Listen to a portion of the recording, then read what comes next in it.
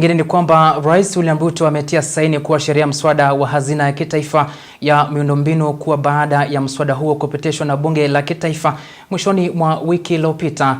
Rais Ruto ametetea kuwepo kwa hazina hiyo akisema kuwa imetumika na kuleta mafanikio katika mataifa mengine, akiongeza kuwa kupitia hazina hiyo sasa serikali itafanikiwa kuendeleza upanuzi wa uwanja wa ndege wa kimataifa wa Jomo Kenyatta pamoja na kuendeleza miradi mingine. Mwanahabari wetu James Mwangi aliandaa taarifa hiyo na sasa anaipakua.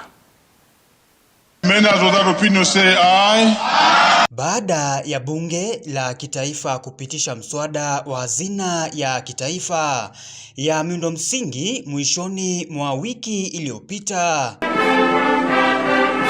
Rais William Ruto hii leo ameidhinisha mswada huo kuwa sheria, serikali sasa ikitarajia kukusanya takriban shilingi trilioni 5 kwa kipindi cha miaka 10 zitakazotumika kuendeleza miradi ya maendeleo nchini.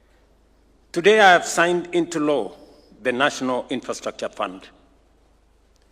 For too long, Kenya has been a nation of great ambition without the financial resources to match it. We have known that what we must build, including roads, railways, ports, power, housing, and irrigation, yet too often the means to achieve them remained beyond our reach. Rais akibaini kuwa upanuzi wa uwanja wa ndege wa kimataifa wa Jomo Kenyatta utakuwa mradi wa kwanza kuendelezwa kutokana na takriban shilingi milioni 20 za hazina hiyo. We would have moved earlier, but as many of you know, our privatization initiatives encountered some headwinds.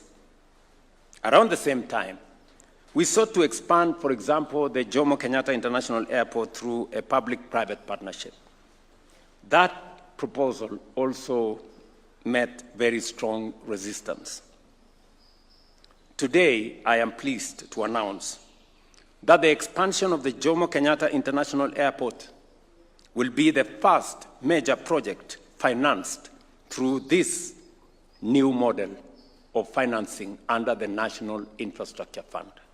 Akitetea hazina hiyo, Rais Ruto amebaini kuwa mfumo huo umetumika katika mataifa mengine na kuleta mafanikio, akiongeza kuwa Kenya ina uwezo mkubwa wa kukusanya mapato ya ndani ya nchi, akipeana mfano na ongezeko la fedha za pensheni kwa asilimia 25 mwaka jana pekee. Pension money is for pensioners, but pensioners have children. We must use pensions to create jobs for the children of those whose pensions we are managing. Hazina hii inatarajiwa kusaidia katika ufadhili wa miradi bila kutegemea fedha za serikali, na itasimamiwa na baraza kuu litakalojumuisha waziri wa hazina ya kitaifa John Mbadi, gavana wa Benki Kuu ya Kenya Kamau Thunge, mwanasheria mkuu wa serikali pamoja na wanachama wengine 6. James Mwangi, Undugu TV.